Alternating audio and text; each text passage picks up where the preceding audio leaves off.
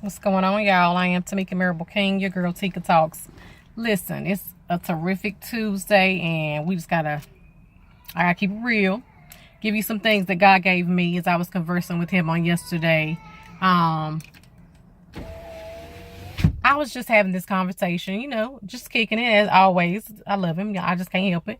And he was explaining to me, that we are in a season where we are preparing to give birth to our gifts. And for those of us who this, relates to, the process can seem challenging. It can seem very, you just get tired nearing the end.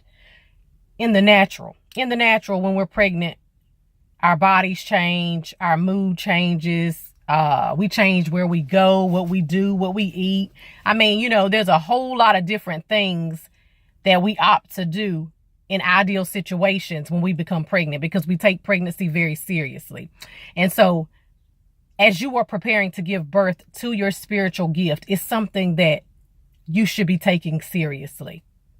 It's something that is going on the inside of you every day, and we eat and feed our baby when we're pregnant. We usually end up having to buy new clothes. We just make all these changes and all these preparations, and most of us are very excited. It's a miracle that we are able to carry children on the inside of us and actually give birth to this little human being. So your gift is special, and it's going to bring great joy to you, but even more joy to God. Okay? It's for his glory, obviously, but at the same time, some of us would rather abort. Some of us aren't interested in, carrying out I am actually giving birth to our gift as we are supposed to, because we want to be selfish and we want to focus on ourselves, and we want to do the things that are pleasing to us in the flesh, in this time right now, instead of actually growing. Because of course, pregnancy causes discomfort. Our bodies are stretching, things are being shifted and moved around. You got your baby sitting on your bladder, it's painful. You got to pee every 5 seconds. Some people are throwing up the first 3 months. Some people are throwing up the whole daggone time. And, you got back pain, your body's swelling, just a whole lot of stuff going on. And I think in the same way in the spiritual realm, we have all these changes going on that seem so new to us. And, you're just like, oh my goodness, this is so different. You know what I'm saying? You have sleepless nights. Okay?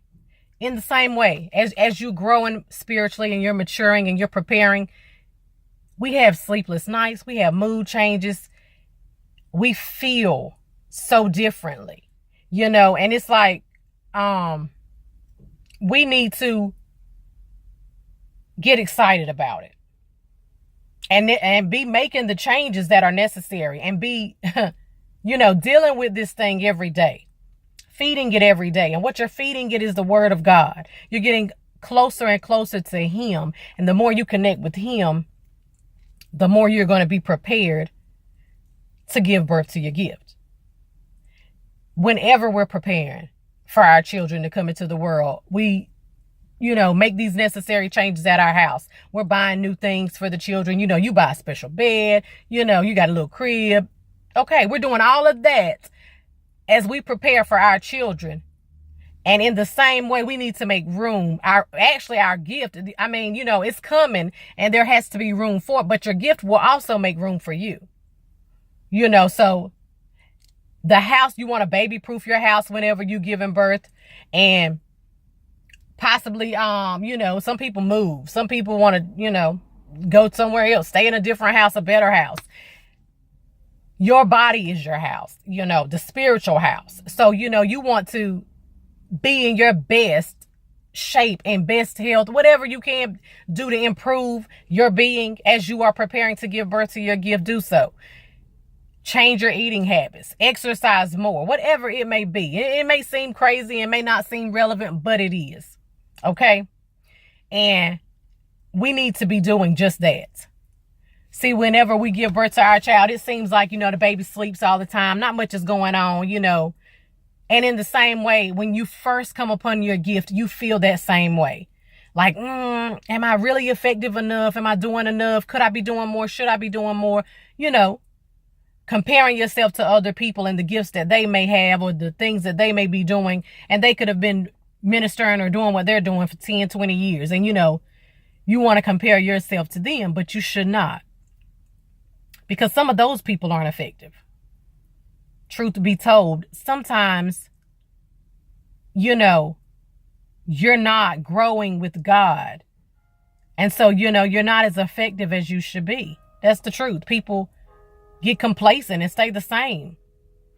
But understand, it is an honor to be given a gift from God, to be able to do whatever it may be. I mean, only you're going to know what that is initially. God may send someone else to kind of prophesy, let you know what's going on with you. But that connection that you have with God is going to, grow the gift that you have. So, like I said, we make these preparations, at the house. Different seasons will call for different things to go on, such as your baby begins to crawl and walk, you put gates up or put furniture in the doorway. Don't want your child to go beyond a certain limit.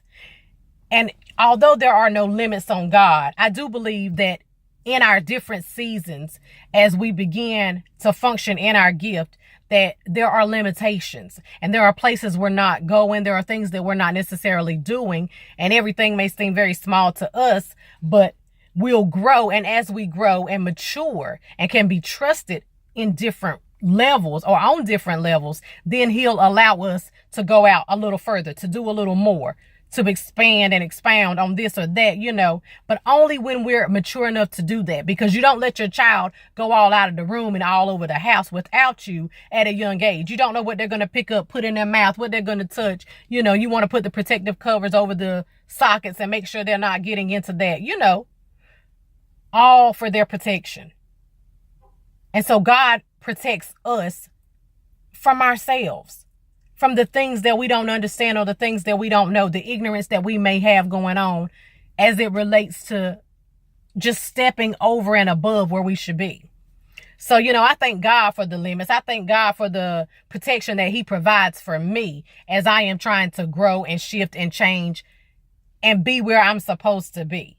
Because, see, giving birth is painful, And like I said, at the end there, you're like, I am so tired. I cannot, I'm ready. I'm ready.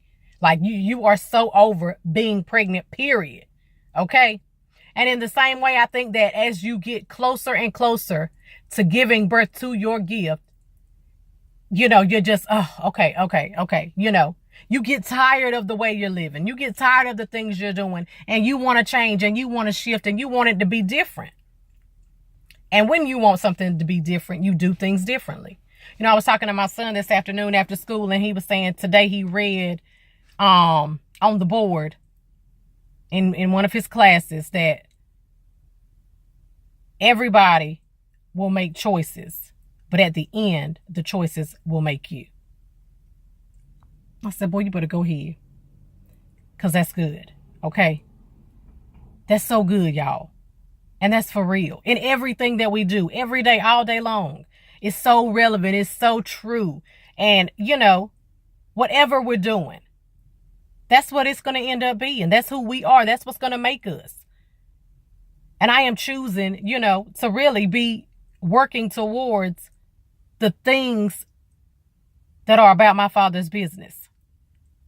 So the pain and the discomfort that it may seem to be causing, it's going to be well worth it. Because when you lay your eyes on your natural child, everything that you have experienced up until the second that baby came out and you held the baby doesn't seem like such a big deal at all. That pain is well worth it in your mind at the time. And in the same way, when your gift comes forth, you're going to be saying, okay, God, I thank you. I thank you for every single thing that I went through that got me to this place. Get in position.